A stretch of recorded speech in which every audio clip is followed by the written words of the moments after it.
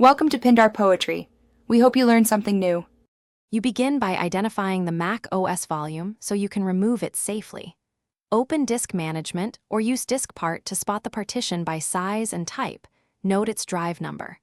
Once done, back up your files off the drive and create a Windows 10 recovery USB, 8 GB minimum, so you can repair boot records if needed. Make sure Windows System Restore Point exists.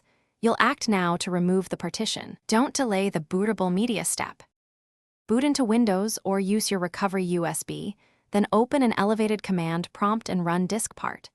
You'll list volumes, select the Mac OS partition by number, and delete it.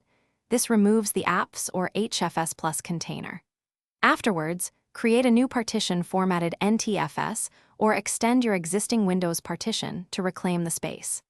Make sure to update the boot configuration data using bcdboot if boot entries persist. This step stitches the free space into Windows and avoids orphan partitions. You finish by restoring the Windows bootloader and verifying integrity.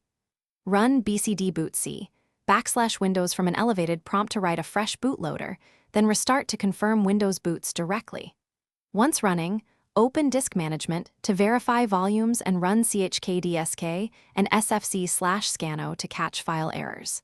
If Windows won't start, boot the recovery USB, choose Startup Repair, or manually rebuild the BCD with bootrec commands. This troubleshooting tip: use recovery media to repair BCD. Thanks for watching. Consider subscribing if we helped you.